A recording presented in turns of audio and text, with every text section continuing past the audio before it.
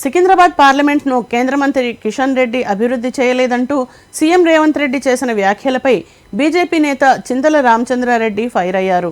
రాష్ట్ర అభివృద్ధి కోసం కేంద్రం నుండి నిధులు తీసుకొచ్చి ఇక్కడ పనులు చేశారని అన్నారు. అభివృద్ధిపై బహిరంగ చర్చకు రావాలని ఆయన సవాల్ విసిరారు. నరేంద్ర మోదీ గారు కాదా, వారి ఆలోచన విధానం కాదా?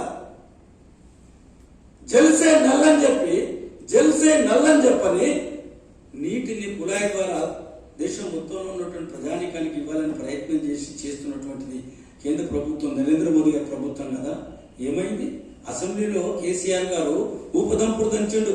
30 టీఎంసీల యొక్క రిజర్వాయర్ షామర్పేట దగ్గర కడతా, 30 టీఎంసీల రిజర్వాయర్ చండిచెర్ల దగ్గర కడతా, 60 టీఎంసీలు రోజు హైదరాబాద్ కు దాహార్తి తీస్తా, 24 గంటలు నీళ్లు ఇస్తానన్నాడు. ఎక్కడ పోయింది? లేకుంటే నేను ఓట్లు అడగనన్నాడు. ఎందుకు చేయలే?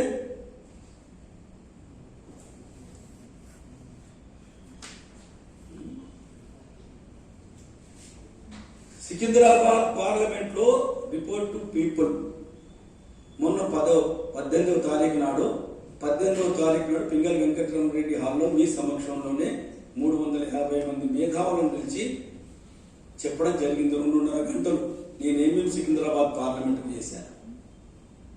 ఉస్మానియా యూనివర్సిటీలో ఈనాడు లైట్ అండ్ సౌండ్ సిస్టమ్ చేసింది కిషన్ రెడ్డి గారు కదా.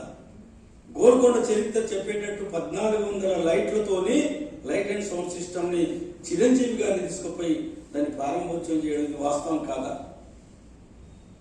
జోగులాంబకు సికింద్రాబాద్ కాన్స్టిట్యున్సీలో జోగులాంబ కానీ, హన్మకొండలో ఉన్నటువంటి 1000 స్తంభాల గుడి ఏదైతే ఉందో, కాకతీయులు నిర్మాణం చేసేటటువంటి 1000 స్తంభాల గుడి శివాలయం ఏదైతే ఉందో, ఆ 1000 స్తంభాలు ఎక్కడ పోయినో తెలియదు.